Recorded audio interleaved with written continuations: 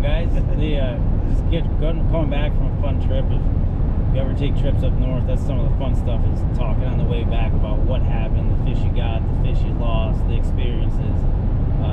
We were just talking before this. Something that just popped into my head that was like absolutely stellar awesome was a lot of times, like, we end up doing some mousing the last 4 hours of the night, and like the moon coming up, we thought there's so many things going against us on this, right? Like fog on the water, full moon, 99.9% full moon, which generally is not good for mousing, and everything worked out perfect.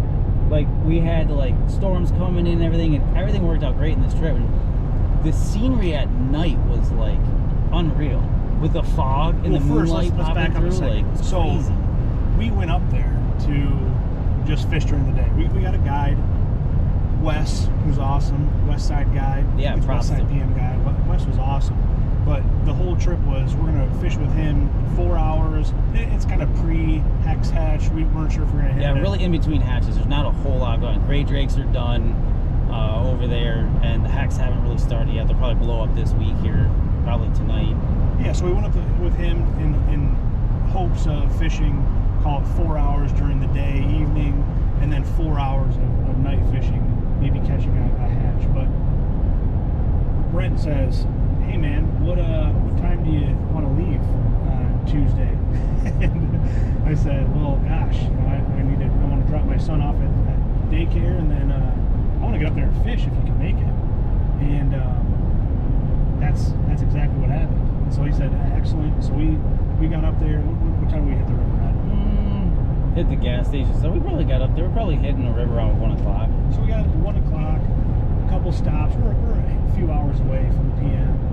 And we get up there, and what was it? 80 degrees already. Oh yeah, it was starting like 100% humidity. Like the good news was the cloud cover rolled in for us when we got there. And going up to it, like you were starting to allude to, the weather was talking about it being Inch of rain, like inch of rain pre-hand, right? Blowing the river out. Completely blown out the night before. So we're like, well, we already have this trip planned, but it might be terrible fishing. Yeah. Conditions, everything was against us. What are you looking for when you're saying, hey, we're about to go fish, we're going to commit to several hours driving, probably a night stay, going to get a guide at some point, but we want to do some DIY fishing before and after. What are you looking for? You know what, to be honest with you, like, this is a great example, right? So generally you're trying to look for like stable conditions, decent amount of water, not too low, maybe some stain in the water so the fish aren't too spooky. Overcast conditions always help so the fish aren't like tucked up under wood. But like most people, I think if they would have looked at those conditions, like, they're getting an inch of rain tonight, it's going to blow out, river might be unfishable, really high. You want to do nighttime fishing, it's going to be a full moon, which isn't good. And everything stacked up to say, don't go. Like, realistically, like, everything was like, I'm sitting there going, man, this could be a real bust. Like, we're going to drive out, especially with gas prices right now. You know, you spend all this money driving up. Go fish. Just take what the river gives you, take what conditions give you, and match the conditions. And that's what we ended up doing. What was fascinating, the whole state, most of the state got a bunch of rain. What did you looked up and you noticed what happened, thinking that the Baldwin area also got rain, but... Oh, so yeah, so I'm like panic tying streamers and stuff, thinking water's going to be high. And I'm the night before whipping out streamers thinking we're going to be throwing meat. Like, that's going to be our one option. River's going to be high and off color. Look at the radar, just nasty storm coming across the northwest part of the state. Everything says they're getting like an inch of rain up there. And then we wake up in the morning. Didn't happen. The river hardly bumped at all. They just didn't get the rain that they were calling for. So then I panic tie in the morning, waking up, going, oh, we're going to need small flies for nymphing and stuff. So panic tie in the morning, and then drive up, and everything was looking good for fishing during the daytime. We get up there, and the river's in great condition. It's got a slight little stain to it, came up just a teeny bit, which is great for nymphing. Fish aren't as spooky. Can't see your flies coming from 30 feet upstream, so it helps you out as a fisherman. And got there at 1 o'clock, tied up, went in, and got a couple of trout right off the bat, and then had a big one come out and try to eat one of our trout. So then we're like, well, now we're in the fly only water of PM, and yeah, you hooked up with one.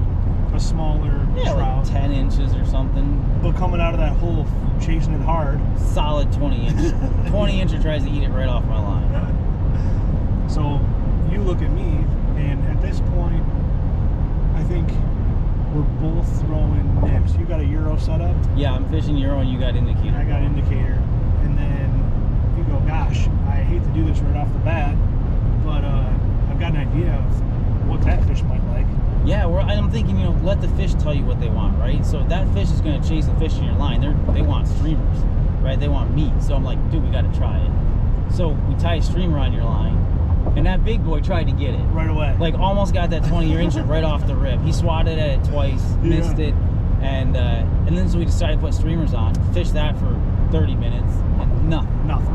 Not a single flash, not a turn, not a bump. So go back to Dims, and then did okay. Didn't do half bad. Ended up probably got 25 to 30 fish with the two of us. It was not bad. Got some 18.5-inch fish. Really nice, pretty fish. Very healthy, fat fish. So that was a great session going down the river for a couple hours. Got a little turned around in the woods there for a minute. On the way back. Yeah, path disappeared with a bunch of fallen down trees. But yeah, it turned into a great session. And then again, conditions are looking still against us for nighttime fishing, right? Oh yeah. Full moon rises at 9:45. Not looking good for mousing. We're on the water. Now wait, so conditions for mousing. There's a number of things that that you would consider stacked against us, but you started with the moon. So you looked up the moon and like ran 99% moon. Full phase, right? Full phase moon. moves, yeah. So Full moon. Why is that bad? So when you got a full moon, I don't know exactly why it is, but when you have that full moon on the water, the fish just don't eat the mouse pattern. Whether they know what it is, they can see the line better, I don't know. But like even when I've hex hatched on a full moon, they don't eat well when that light is shining on the water at night. Even though they eat bugs during the daytime on the surface, when it's hex time and mousing time and full moon, if you're a mouser, diehard mousers know, a new moon is the best. When you have zero moon out, that is, around that time is usually the best mousing. The darker it is, the better it is. And on a full moon, some people say they love it, and I think it's because they can see better. It's easier to do that, and you can fish shadows and stuff, but usually a full moon is like a killer for mousing. And then if you get cold air that comes in, you get fog on the water. That usually, I don't know why, but that usually just kills the bite too. A lot of times you get that fog in the water and they just stop. So we had, yesterday, so the rain happened and it was supposed to be completely blue skies. Yeah. During the day. No cloud cover at all. Zero. It was supposed to be zero, it was supposed to be clear. And all day, cloud cover. Yeah, and the fish were out. You could see fish sitting out, and that's when you know that the fishing's going to be good because they're out and feeding. Yeah, you can see fish just sitting out. Brandon's sitting there fishing. He's like, dude, I got one right in front of me right here. You can just see him sitting out. That's always cool. This fish, and it was, I don't know, 15, 13. Yeah, it was a teener. Yeah, teener.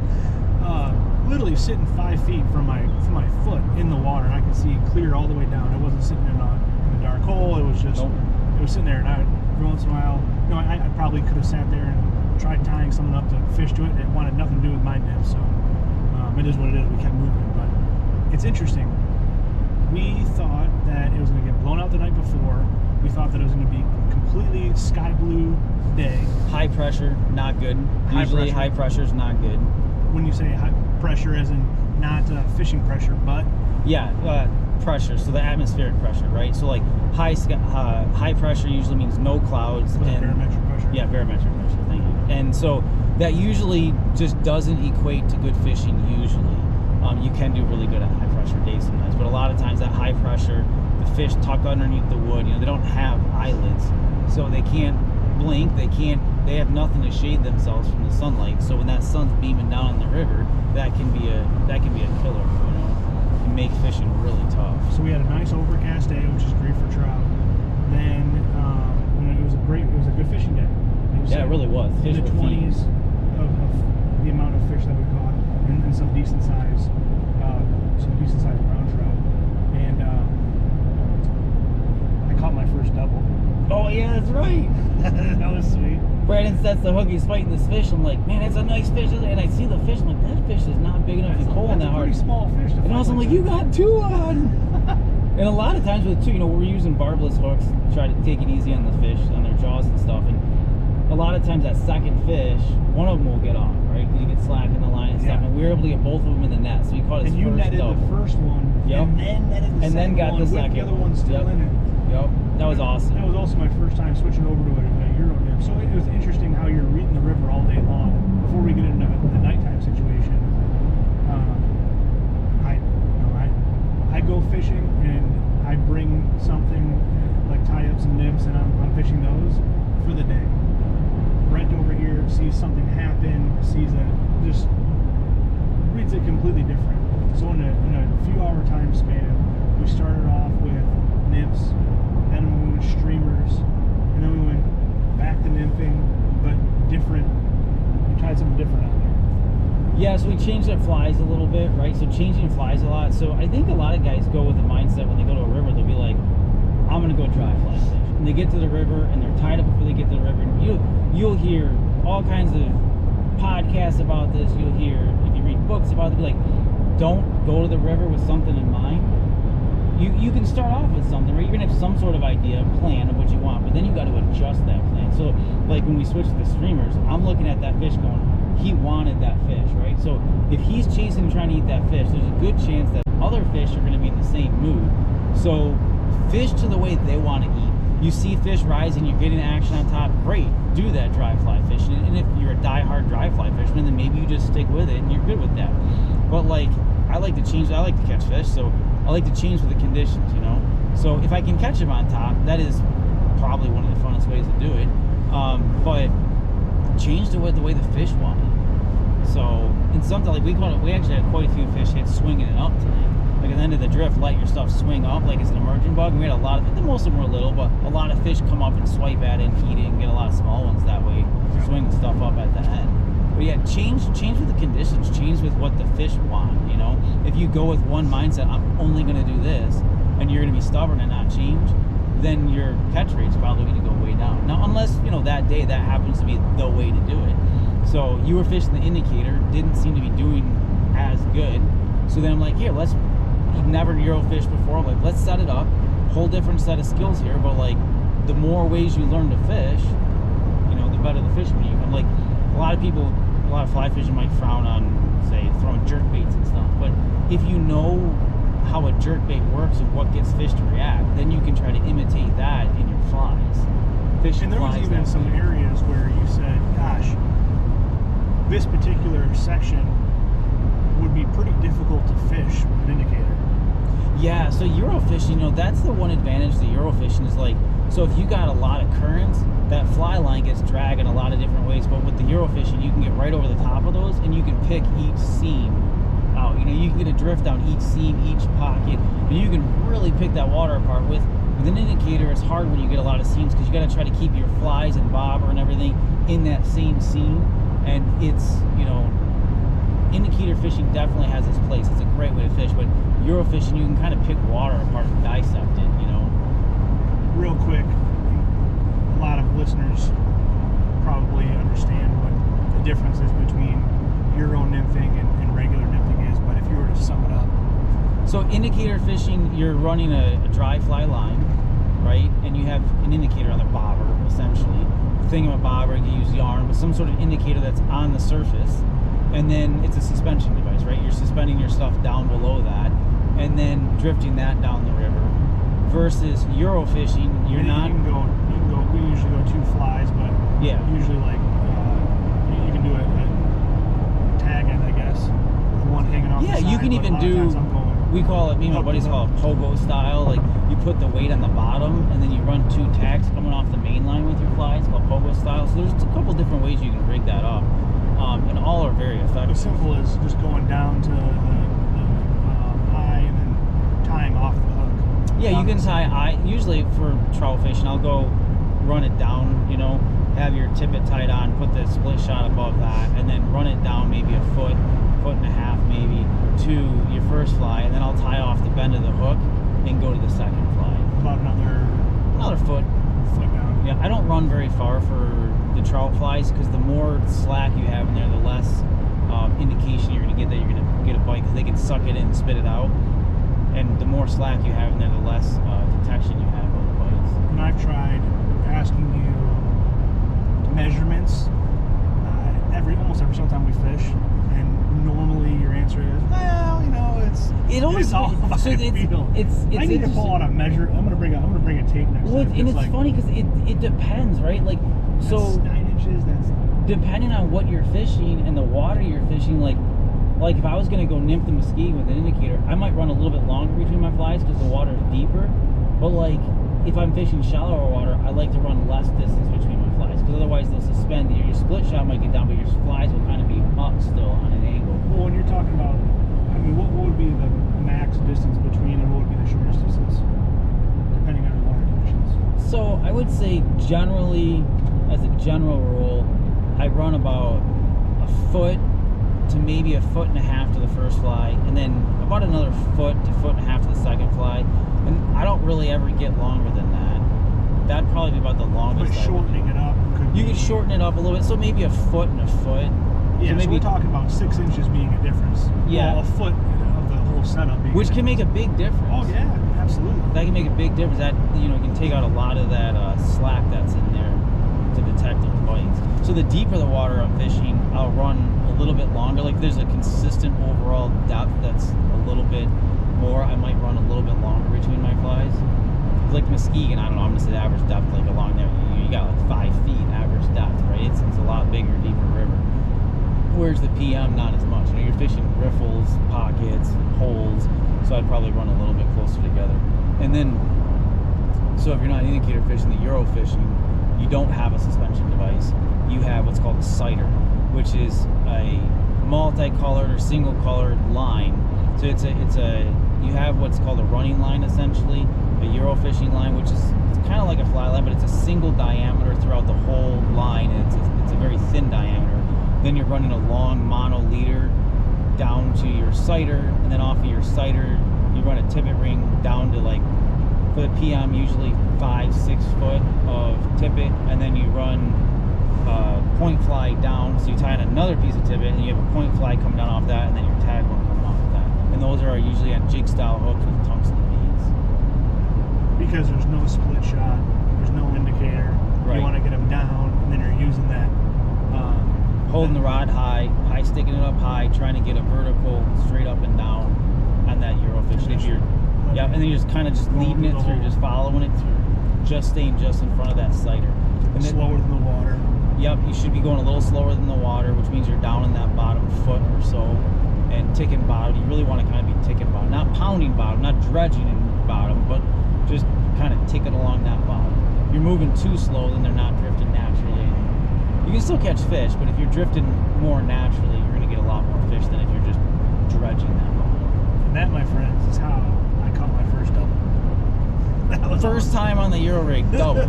Well, can't go wrong. I've been fishing it for a little while that day. That day, but first day fishing a double. Crazy. Yeah, that was pretty cool. So we fish all of that, have a great afternoon, end up being a few minutes late meeting up with Wes, and conditions again looking horrible. Full moon. We do some dry fly fishing. We met up with him about 7 p.m.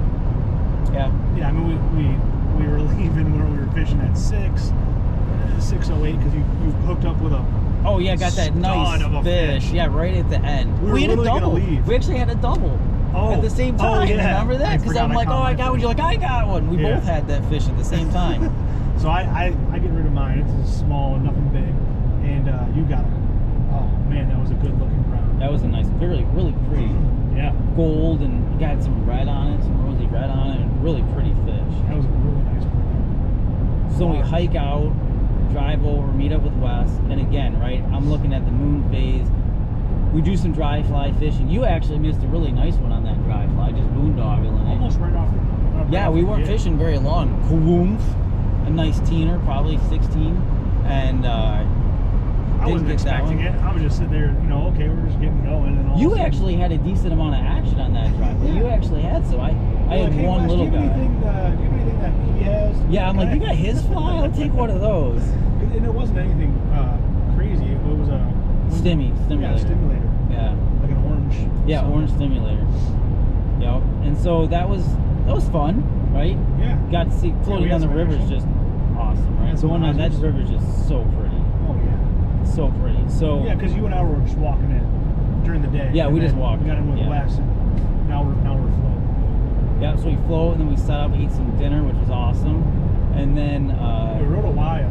And, yeah, covered some water, pushed through some water. And then had some risers, a little bit of action, and then pulled off to a side, and Wes busts out this propane grill on the boat and starts making up. You're like, hey, what's for dinner? Dude, there's nothing better than a hot meal after fishing all day and being on the river. Having a hot meal is just doesn't matter what it is. Yeah. You could heat up peanut butter and jelly on that grill. I'm telling you, I would've been fired it would have up. been great. Yeah, no, but this guy takes it to another level. Yeah. And he'll Mashed potatoes. Yeah. We had mashed potatoes He on the pulled river. out mashed potatoes and made them on the grill. And to be honest with you, I was like, "Where's the butter and salt?" They didn't need any butter and salt. They were great. They were actually good. awesome. Yeah, they were garlic mash or something. Yeah, like it was really good. I was like, dude, this is stellar. So that. It fill was our like bellies. a chili cheese brat with buns and. Oh, like not just any brat, like mega brat. Oh yeah, they were huge. They were huge. Hey, I can eat some brats, and I only had one. Was like, anybody want the second one? I was like, I'm choking down the first one. So I'm like, I'm good. No, that was awesome. And then some chips, and you had a cooler for drinks, and man, what an experience. And what we did, we sat there for a while. Let it get nice and dark. Yeah, and then we did a lot of bug talk there. We did. We That were was checking cool. out. We had great drakes. Maybe they hit the water. Maybe not. I don't think they really hit the water. Had a couple single rises, and then pretty much bagged it on that. We're like, well, nothing's happening. Up top were The drakes. dragonflies. Oh yeah, there was like so many dragonflies up high, right? Like First you said there was 40. like 40, and then they kept coming. It was crazy.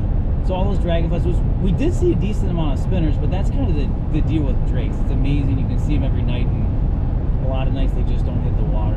That's the problem with fishing the dry bugs sometimes. What were you guys thinking? It was because of temperature?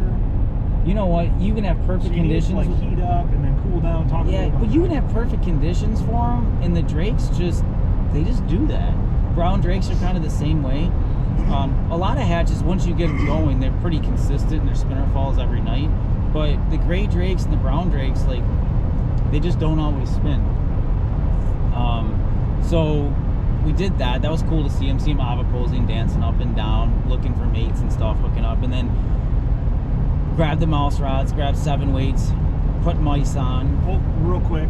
So originally, when we booked this trip, we were thinking maybe we might catch the very beginning of a Hex. decent hex night, and wasn't the case for what we weren't getting into those. No, the stretch we fished, there's not really any hexes there, and then it really would have been the first night that they probably went, so there probably wouldn't have been much of a spinner fall, and if there was, it probably would have been really short. Your window of opportunity would have been very small.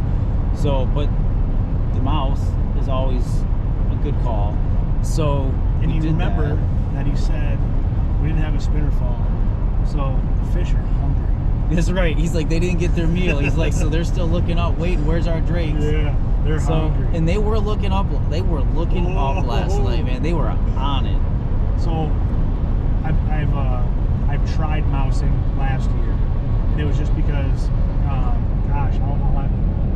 I've met me and Justin met a few guys while we were fishing at one of the stretches, and they go, hey, like we were getting off the water for the night. We were going to dinner, and these guys were like, oh, we just put on. We didn't even start catching fish yet. And we're like, what do you mean you're just getting on? It's 8 o'clock at night. And they go, oh yeah, we're gonna fish all night, and we're gonna throw mice. What? What do you mean you're gonna throw mice? Never done this before. So they give us one. Here's Justin and I. It's pitch black. We're getting tangled up everywhere. We're a mess. We didn't know what we were doing, so we ended up trying it, leaving, the whole thing. Never tried it since then until tonight or last night. Yeah. It was he goes, all right, let's get going. Grab the rods. I don't think we went 20 yards down the river when we first had the first one just whoosh, go after it. Yeah, and I was you guys are like, oh, you know, you rolled one over, and also, I go, well, what's considered to be a good night of mousing? And I was like, are we going to catch fish? And, you know, it's okay if you don't, because Right. It's fishing. it's a fishing trip. It's a any kind of guide or outfitted trip. They can't guarantee if you're going to hunt or you're going to actually harvest something or catch something. But they're going to show you a good time and keep you safe. And we had a heck of a time, and I feel like we were pretty safe, other than my flies swimming around. Well, maybe if you're night fishing, if you're not hooking a few things, you are doing it wrong. We're 100% gonna hook something. Yeah. And I go, wow, man, that's pretty cool. I'm excited about this. And now, granted, we're looking at several hours of night fishing. I've never done this before, and so I'm just thinking, okay, you know, maybe I'm gonna get into one, because he said, you know, a bad night is, what do you say, like 5 to 6 rolls or something like that. Yeah. Like I rolled 5, and that was the worst night we had, worst conditions. And the best night was, you know, 25. Yeah, 20 or 25. Yeah, he said like 20, 25 roll over, and he land a few of them. So I go, okay, low expectations, but you know, at some point in the next several hours, I might hook up with a fish. I'm throwing all of a sudden. Wham! You were literally like, he's like, yeah, get some practice casting to get the feel of it. And like your 5th cast, whoosh! Yeah. And I go, no way, this is awesome. And you guys are like, oh, you know, that was awesome, Brandon. You missed it, or maybe you set the hook this way, or you didn't set the hook. And I go, hey, to be completely honest, I had not a clue, nor was I intending for anything to hit that mouse. I was literally practicing in a big fish. Yeah, it was a nice fish, yeah. Oh, that was exciting. So then you start going. And then, like, literally, it was just the whole way down the river. Every bend, everywhere we went, it was like, strip, whoosh, shoot, I missed him, throw back, strip, whoosh, oh, I got him. And yeah, double hitting too. Oh, yeah. It was some hit, I think the best we had was one hit 3 times, yeah. I think. But, like, one, I just throw my mouth out, and I'm like, oh, I'm caught underneath the mat. I'm going to get my mat, and I hear, oh, you missed one. I'm like, oh, Brandon missed one. They're like, no, you missed one. I was like, what? He's like, yeah, I throw back, whoosh, he hits it again. Like, they were definitely. So one of the biggest ones you caught, I think the 20-incher, was I missed it. Like it rolled on mine, and it was on on this side of the boat. Yeah. And then I threw back over, nothing, and then I throw this side left, and then you throw once, rolls on you, throw it back twice, and then you hit it. Yep. So that same fish hit us 3 times. 3 times, yeah. And it was a monster, man. That was a nice fish. That was a good fish. That was a good fish. They were hungry. Dude, like what I started saying at the beginning of this, right? Like, that was probably one of the coolest nights, and I got a few pictures of it. It wasn't completely dark, and it wasn't lit up. There was enough light that you could see a little bit, and like, with the fog, there was light fog the whole night, and then the moonlight kind of popping through a little bit. It was like this eerie, super cool, just night. Like, it was just the scenery going down with the moonlight popping through just a teeny bit was like really cool. Stars. Yep. Which, you know, is not ideal, but a cool scenery. So starlight actually is, you know, when you're mousing, you want it the darker the better usually, but like starlight helps a little bit with being able to see, because when you get the cloudy night with no moon and stuff and you can't see your hand in front of your face, well, it's a great night for fishing. It can be pretty difficult too, because you can't tell where anything is. Oh man, northern Michigan stars is awesome. Oh yeah, love it. That night sky is, and it is also pretty cool because like the glow bugs were all lining up along the river, so you're going in and out, and it's dark, but it's not dark like he's describing. Every once in a while this full moon would peek through, but like the tree cover was, I mean, it kept us pretty yeah, it did. up. The moon never got, so the thing that saved us, I think, is the moon never got high in the sky. Yeah. It just stayed low in the horizon. Yeah, it was never directly above us. No, it stayed below the treetops the whole night, so we always had nice darkness over the river. But you still got to enjoy the stars. You still saw the glow bugs, and man, the fish were eating. They were eating it. Wes was dying. He was laughing so bad. Oh, like, he was cracking up. He just kept saying, "Mousing." It was. It's definitely, if you've never done it, it's not for everyone, right? Like, that is definitely, it takes a certain person. Like, if you never tried it, you got to try it, right? It's definitely an experience. When they come up and eat it, and we never had a giant eat. Like, I wanted you so bad to get that toilet bowl flush. And it's literally like a toilet bowl flush, man. It's just like, and then you just cork it, and rod doubles over, and you just on. And we had good fishing, and we had good fish. I really wanted you to stick like a 24 or something. Just to hear that just boom. Yeah, so I got 17. Which is a stellar fish. To me, that's a phenomenal That is fish. awesome. Yeah, that's a great fish. But throughout the day, most of the fish that were caught were between 15 and 18 inches. Yeah, we had a lot of really nice fish. Over and over again. Yeah, we had a lot of nice fish during the daytime. And then even the ones that were brought into the boat at nighttime were all good-sized fish. They were. Yeah. Yeah. Which was also funny though. So, before I get into how it was cool that the small fish were eating the mice, the bite's not always like that. And what Wes was saying ahead of time was like, hey, and you know this, of course, it's all about patience. People give up mousing before they a lot of times before they actually find success. You're not gonna catch all the fish mousing, but the ones that you do catch are gonna be a heck of a fish. Yeah, usually you get, I'd say your average mousing fish is 15 to 20. That's your average fish. And then anything over 20 is starting to get to be a really nice fish. You like, it's funny because you guys are saying, well, you never know when it's gonna hit. Right, I had one hit literally right next to the side of the boat. Like, I pretty much was done stripping and just held my rod for a second, and 3 feet off the oar, whoosh, right next to the side of the boat. And you know what's amazing about those fish? During the daytime, they can be spooky, shy. At night, they lose all reservation on darkness. It's like the rut, man. Yeah, it's like the rut. Like it the is. deer rut. They lose all caution to the wind, and their predatory instinct takes over. And you can catch them in 6 inches of water. You can catch them in a hole. They'll be anywhere at night.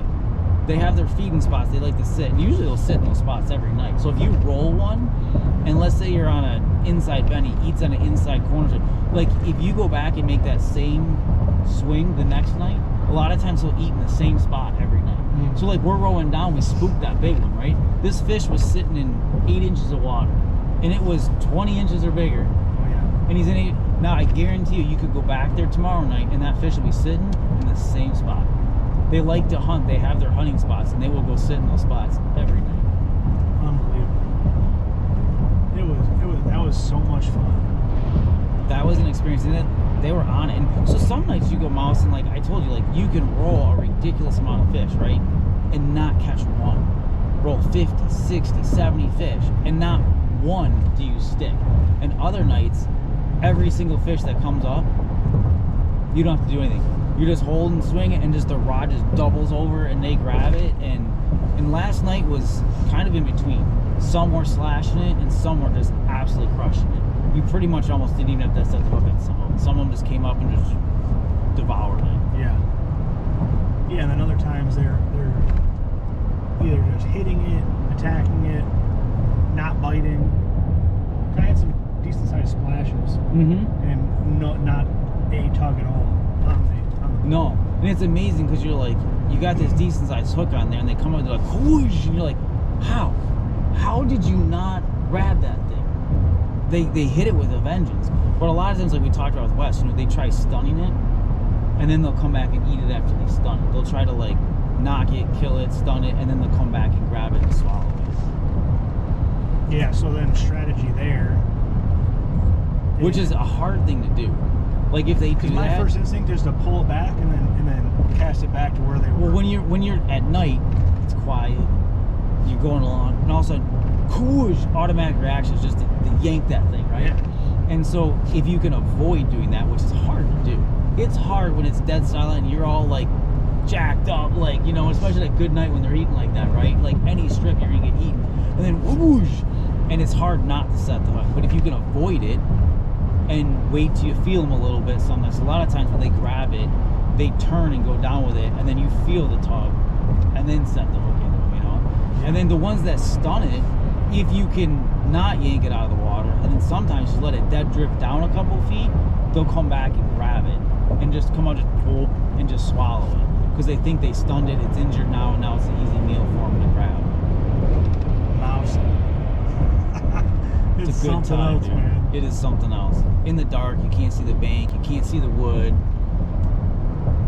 Yeah, we didn't have lights or going. Nothing. We had nothing going on. We were just. You know, that's a good point. Actually, you just said lights. Avoid white light. So if you have a headlamp, use a red light or a black light, and it doesn't kill your night vision. Because it takes like 30 minutes for your night vision to fully come in. And so you click on that white light in the boat, and it just burns your night vision. You start back all over, and it's super hard to see. So if you can avoid turning on white lights and use red light or a black light, you can save your night vision, which it makes a big difference. It makes a big difference in being able to see that slight object that you can see out there in the water that's a log or something. You can swing by it and around it and get your fish versus sticking it into the wood. Oh, so the PM's not a huge wide open river by any. It's also not like a super tight. But there are sections of that beast where it is. There's no really, backcasting. No. Yeah, I was trying to backcast, but I was talking to you earlier about the strategy is not throwing. So if you're on a boat and let's say you're facing, I was in the front of the boat, facing downriver, and you're trying to throw your mouse. That's a top water float. What do we got going on here? Bunch of wood. We got some wood on the road. Something happened. I-75. Crazy. Right. So Facing downriver. facing downriver, you're trying to everything that I've been taught of how to nymph fish or anything. Dry fly fish, anything. The whole Drag thing. free, right? Yeah, everything is just thrown completely out the window because it's not elegant, I guess you could say. No, by I wouldn't any say it's means. elegant, no. I mean, you still. It's throw more like out streamer straight. fishing. Yeah, It's more similar to But you've streamer got your fishing. rod up, and when you're stripping line and whatever rhythm you want to go at with stripping line, your line sometimes is tapping back on the water. And so, Yeah, so- you're splashing around, you're pulling drag, it's kind of messed up. But you want that mouse to be moving a little bit, and then or you just hold it with your thumb And you can swing it in. across, yeah. And so when you were talking about no backcast, I was trying to backcast, but I was so worried about them behind me that I was literally going sideways and trying to go across the river. And what happens? And then you don't get that, so your mouse is more, And I you're really getting wanted to a hit lot that more, bank, or yeah. right there. You but get more of a dead drift, and your mouse isn't swinging as much and as much commotion on the surface. You really want to get that like there's down no to, real like, wake. It was kind of just yeah, you're not dead. waking it. It's But just, I'm still drifting, or I'm still pulling line. and that does work better actually if you're waiting, right? If you're waiting, you can get away with that more because you're standing in a position and the current is still pushing your fly more. But when you're in the boat and the boat's moving and you're going and that mouse is across from you, you're not getting much of a wake at all and not much motion on the surface because you're only getting a little bit of a tug on it. When you're standing in the water, you're not moving. You got the force of the water that's going to swing it more.